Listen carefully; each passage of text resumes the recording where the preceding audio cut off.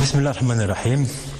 Mesdemoiselles, messieurs les étudiants, madame, mademoiselle, monsieur, bienvenue à cette ultime session relative au semestre 4, Histoire des idées, au XXe siècle, pour déterminer avec vous un certain nombre d'événements philosophiques et intellectuels qui auront marqué cette fin du XXe siècle.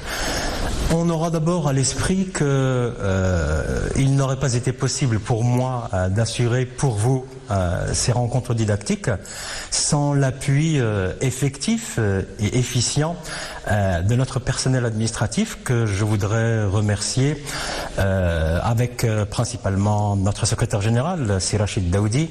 Merci aussi à Sibi Izri pour la partie logistique et déplacement, ainsi que Si Oubla, notre maître des clés. Alors, si vous le permettez, avant d'entrer plus en avant dans ce qui constituera pour nous le fond didactique de cette capsule, j'aimerais tout d'abord revenir sur des éléments que j'avais probablement explicités, mais peut-être pas suffisamment, et qui pourraient constituer pour vous des écueils interprétatifs ou quelque chose qui serait de l'ordre d'une difficulté à saisir le plein champ de ce que je me proposais d'expliciter pour vous. J'en reviens aux capsules 1, 2 et 3, et surtout à la première capsule dans laquelle j'avais parlé de l'existentialisme et des fondateurs supposés, actifs ou qui l'ont été par la suite. J'avais parlé par exemple de Jean-Jacques Rousseau, et je me suis rendu compte en revisionnant cette capsule que je n'avais peut-être pas suffisamment montré et illustré la valeur existentialiste, entre guillemets, de Jean-Jacques Rousseau. Il faut bien se dire que ce philosophe du XVIIIe aura été existentialiste dans sa vie personnelle. Pour en revenir assez rapidement, il connaît un certain nombre, il est orphelin, il quitte Genève, il va en France, il a un certain nombre de déboires financiers, matériels, etc. Et à un moment de sa vie, parvenu à une espèce de gloire, dans la mesure où il avait produit un opéra, c'était un passionné de musique, il avait produit un opéra qui s'appelait Le Devin du village, et cet opéra est montré à la cour de Louis XIV. Il plaît même à ce dernier, qui se propose de le pensionner et de faire de lui une espèce de philosophe administratif. Et au moment où il va être reçu à la cour de Louis XIV, eh bien Jean-Jacques Rousseau se ravise et refuse cette distinction, et refuse cet avantage matériel, parce qu'il pense qu'un philosophe n'a pas à être récupéré. Vous voyez, donc quelqu'un qui a mis toujours ses principes en avant par rapport à son état matériel. Et quittant la cour, il va se retrouver à Montmorency dans une petite dépendance avec une lingère avec laquelle il aura 5 enfants et une vie un petit peu frustre du point de vue socio-économique. De la même manière, Jean-Jacques Rousseau, lorsqu'il a publié l'Émile, ou lorsqu'il a publié La Nouvelle Héloïse, a bien montré le caractère existentialiste qu'il pouvait y avoir dans l'aliénation qui était faite à l'enfant par la société à travers l'éducation et à travers cette espèce de primitivisme infantile et enfantin dans la morale chrétienne, judéo-chrétienne, de celle par exemple de la conception adamique de la faute, du péché, etc. Il trouvait que c'était une façon un petit peu négative de limiter les potentialités de l'enfant et son existence individuelle. Dans La Nouvelle Héloïse, c'est pareil, il montre bien comment cette jeune femme, Julie, va, malgré toutes les contingences qui sont les siennes, matrimoniales, sociales, idéologiques, etc., eh bien, elle va donner à sa vie un sens qui sera en adéquation, même à travers l'infidélité, en adéquation avec sa philosophie personnelle. Je n'ai pas pu aborder un philosophe qui était Nietzsche Et parce que dans une capsule de 30 minutes, il faut quelque part être hyperbolique, et donc il faut être un peu synthétique, et il faut résumer les choses. Mais on pourrait dire aussi de Nietzsche qu'il a été existentialiste parce que il a lui aussi mis sa vie au service de ses principes fondamentaux et personnels. Par exemple, Nietzsche fréquente Wagner, et ils se mutualisent l'un l'autre du point de vue de l'univers musical avec les racines européennes et latines en arrière-plan.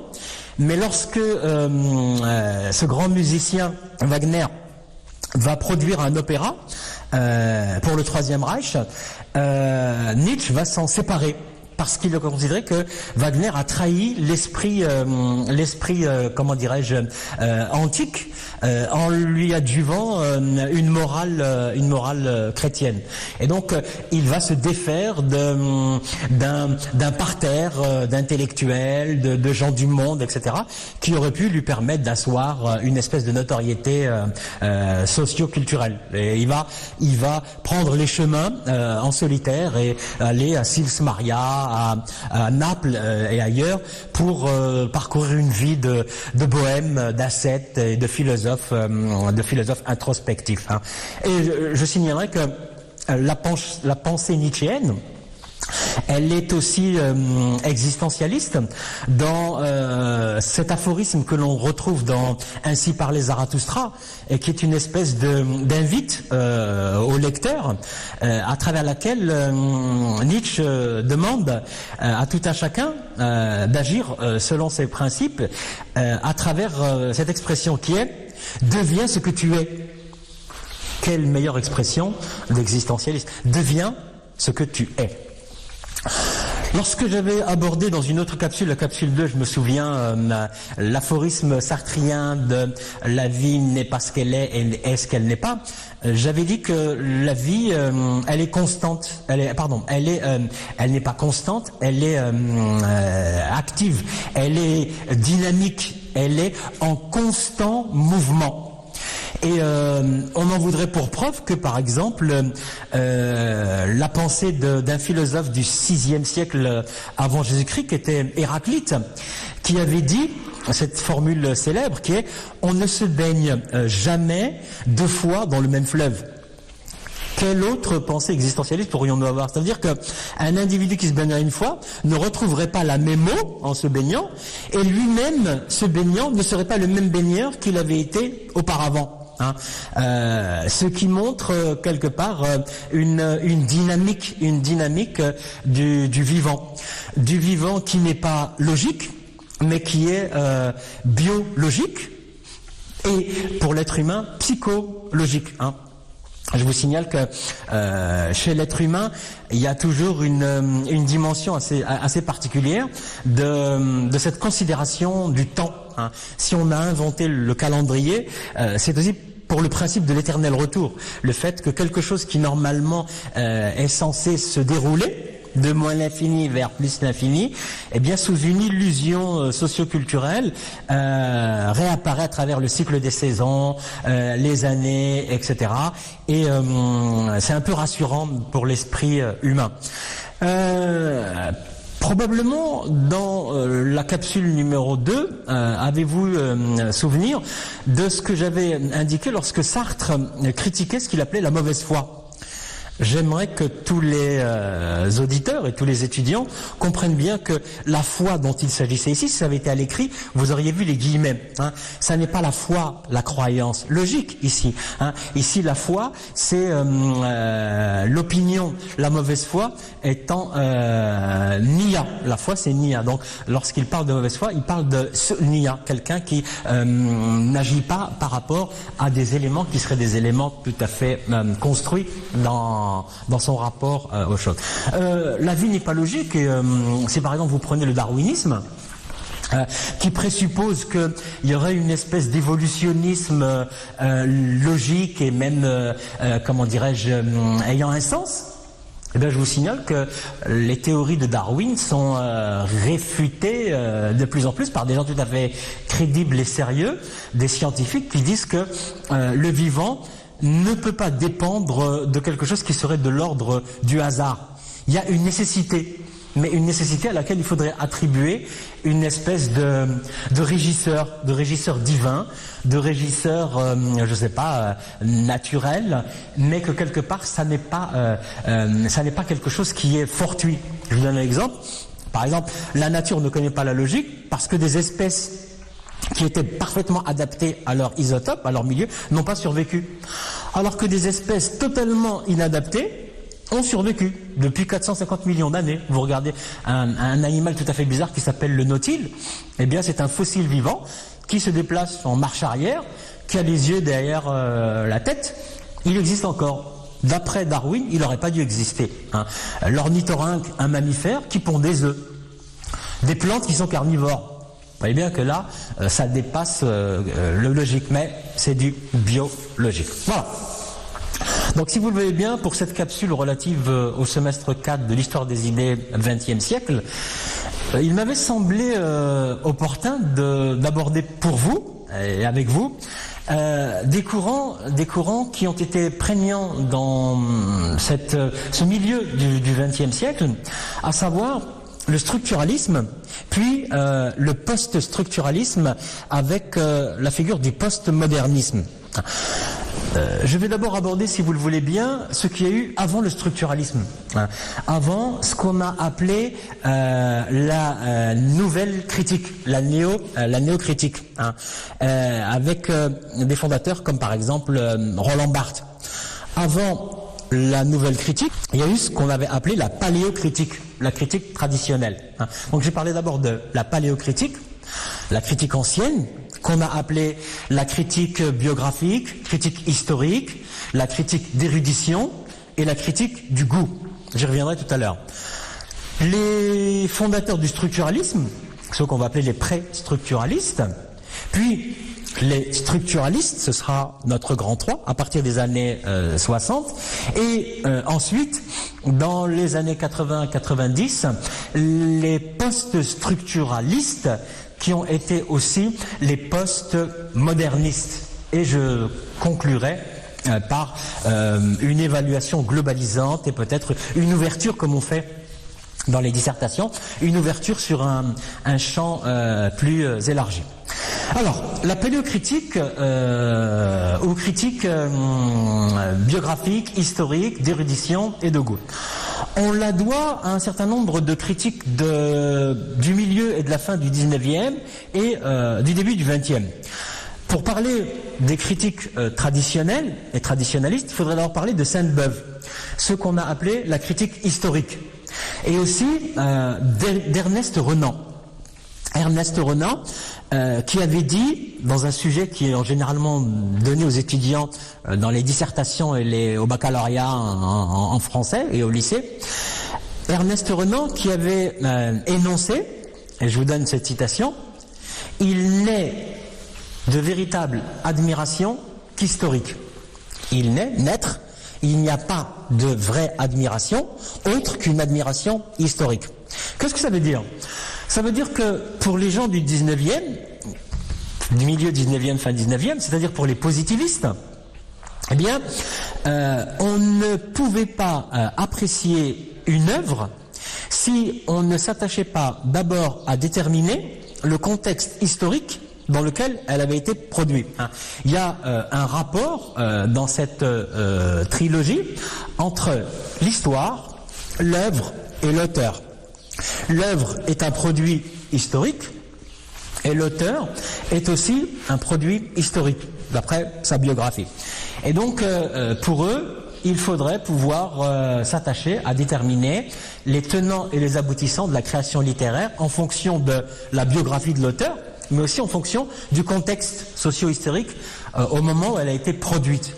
Ce à quoi on pourrait rétorquer à Ernest Renan qu'on n'a pas forcément besoin de connaître la production historique de cette œuvre. Je donne un exemple.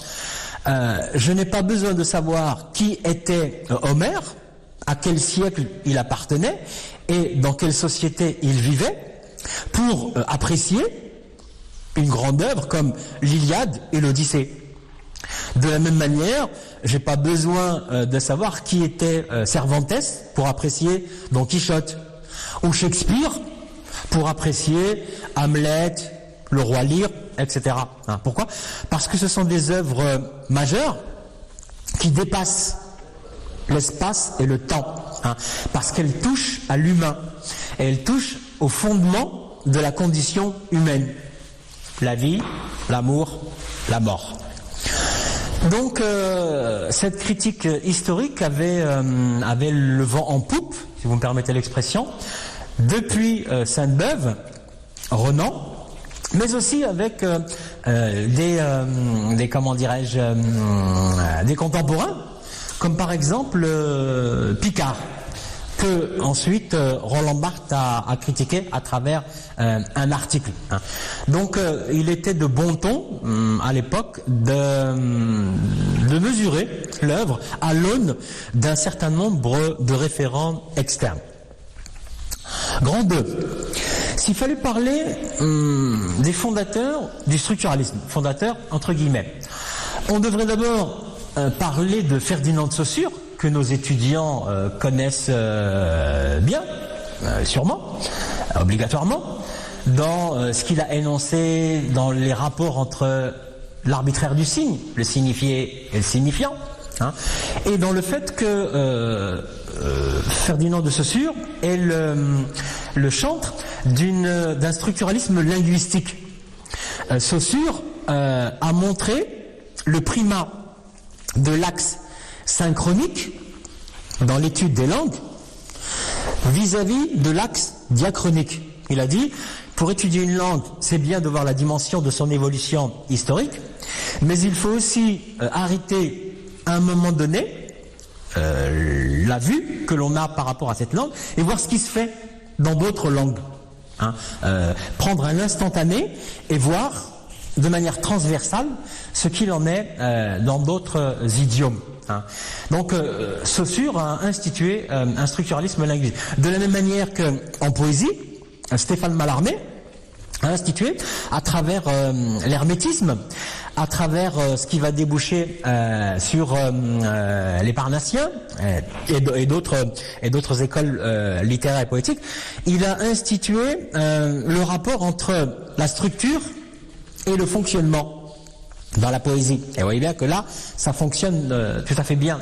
Et comment l'un enrichit et se nourrit de l'autre. On doit parler pour la linguistique, pour les précurseurs du structuralisme, du cercle de Moscou et de Roman Jakobson.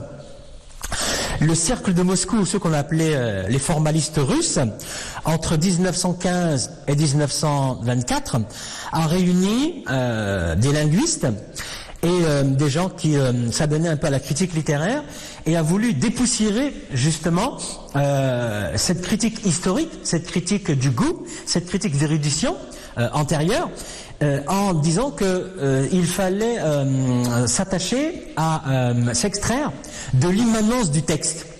Il fallait considérer le texte en tant que tel et ne plus le voir selon des rapports liés à l'autobiographie, la biographie, l'intertexte, le péritexte, l'infratexte, etc. Le cercle de Moscou qui sera, comment dirais-je, mis hors jeu par Staline et qui devra se recomposer à Prague, en Tchécoslovaquie, ce qui donnera le cercle de Prague, encore une fois avec Roman Jakobson, mais comme adjuvant, Boris Tomaszewski, Vladimir Prop, que l'étude de catégorie du récit convoque dans un certain nombre d'éléments particuliers, par exemple à travers la sémiocritique et l'étude des contes chez Vladimir Prop ou la textologie fondée par Tomaszewski. Voilà, ça c'était les précurseurs du structuralisme. Pour les structuralistes avoués et les structuralistes affirmés, dans les années 1960, nous allons aborder ceci selon différents axes. D'abord, qu'est-ce que le structuralisme? La définition du structuralisme, c'est l'étude des faits comme étant des structures. Un fait est une structure. comme étant aussi un ensemble dont on cherche à identifier les constituants et les relations que ces structures ont les unes par rapport aux autres. Vous voyez, dans le structuralisme, il y a fait, structure, relation entre constituants en interne. Les structuralistes et le structuralisme a touché à la fois la linguistique, l'ethnologie avec Claude Lévi-Strauss, la sociologie, Pierre Bourdieu, la psychanalyse, Jacques Lacan, la critique littéraire, Roland Barthes, et tous ces adeptes du structuralisme ont, comment dirais-je, eu tendance à s'apparenter du point de vue méthodologique en constituant des grilles d'analyse, des classes d'appartenance, une propension à catégoriser. Et c'est ce qu'on leur reprochera un peu plus tard. Alors, on a parlé du structuralisme à travers ce qui a été déterminé comme étant la nouvelle critique par rapport à la paléocritique ou ancienne critique, qu'on a appelé aussi la néocritique. Néo, c'est le contraire de paléo, hein, avant, après, nouveau, ancien. Et cette critique a été appelée aussi critique scientifique, critique de science et critique d'interprétation, à l'opposé de la critique de goût. Cette nouvelle critique ou néocritique se composait de ce qu'on a appelé poétiquement les mystico-esthétiques, ceux qui étaient à la fois mystiques et qui professaient l'esthétique, hein, le goût, avec par exemple Gaston Bachelard. Bachelard qui a travaillé sur l'imagination poétique. Jean-Pierre Richard, un autre critique, qui a parlé de la critique thématique et du rôle des sensations. Georges Poulet, qui a parlé, lui, du rapport entre le temps et l'espace dans l'œuvre littéraire. Donc, le premier groupe de cette nouvelle critique, les mystico-esthétiques. Le second groupe est caractérisé par ce qu'on a appelé les scientifiques. Et dans les scientifiques, on a mis Lucien Goldman, dont j'avais déjà parlé dans une capsule antérieure, Le Dieu caché, par exemple, et Roland Barthes. Roland Barthes appartient à ce qu'on a appelé la branche mécanicienne. La branche mécanicienne dans la manière qu'il a eu de considérer le texte littéraire, en opposition à la branche logicienne à laquelle appartenaient Gérard Genette, Tsvetan Todorov ou Grémas. Hein. Roland Barthes 1915-1981, le représentant, le pape, dirions-nous, de la sémiologie, l'étude des signes, est celui qui s'est opposé à Bertrand Piccard. Hein, la critique historique dont je vous avais parlé. Ce même Bertrand Piccard qui a répondu en parlant pour la nouvelle critique de nouvelle critique ou nouvelle imposture. D'autres critiques se sont aussi portés à l'assaut de cette nouvelle critique. Par exemple, quelqu'un comme Serge Dubrovsky, qui appartenait au structuralisme, a trouvé que le structuralisme avait tendance à être trop réducteur par rapport à la dimension littéraire du texte. Hein. Et donc Serge Dubrovsky a fondé